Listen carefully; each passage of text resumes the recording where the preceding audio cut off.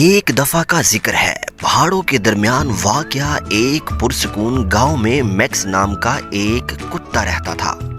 Max اپنے ناقابل تسخیر لالچ کے لیے جانا جاتا تھا۔ اس سے کوئی فرق نہیں پڑتا کہ اس کے پاس کتنا ہی تھا، وہ ہمیشہ زیادہ چاہتا تھا۔ ایک دھوپ والی صبح جب میکس گاؤں میں گھوم رہا تھا تو اس نے ایک کساب کی دکان دیکھی، جس دکان سے گوشت کی بہت خوشبو آ رہی تھی۔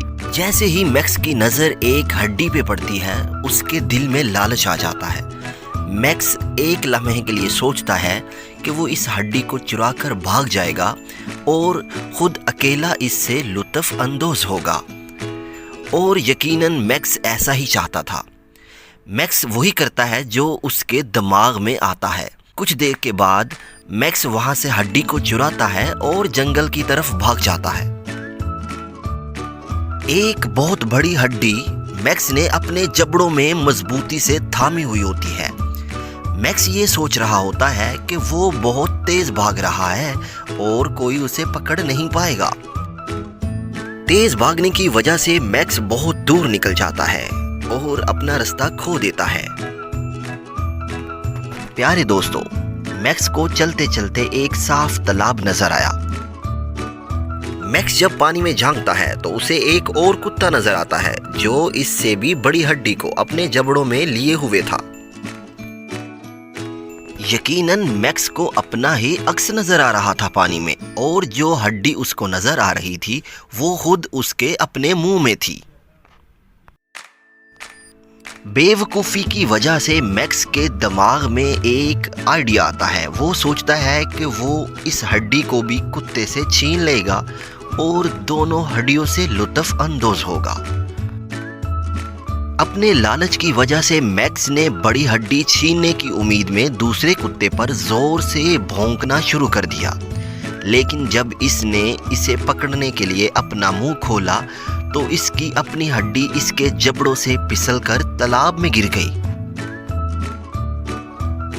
آخر کار میکس کے پاس اس کے اپنے لالچ کے عکس کے سوا کچھ نہیں بچا تھا جو اسے گھور رہا تھا۔ گھبراہٹ اور بھوک کے مارے میکس کو احساس ہوا کہ اس نے نہ صرف بڑی ہڈی کو کھو دیا ہے بلکہ وہ بھی جسے اس نے چرایا تھا۔ اس نے شرمندگی اور ندامت محسوس کی۔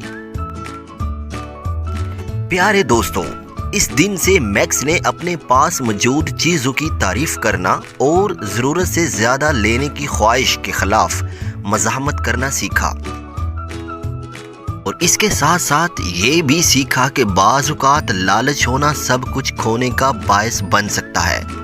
اور اس طرح میکس جو کبھی لالچی کتا تھا، گاؤں میں ایک عقل مند اور مطمئن ساتھی کے طور پر جانا جاتا تھا۔ پیارے دوستو، اس سے ہمیں یہ پتہ چلتا ہے کہ ہمیں لالچ نہیں کرنا چاہیے۔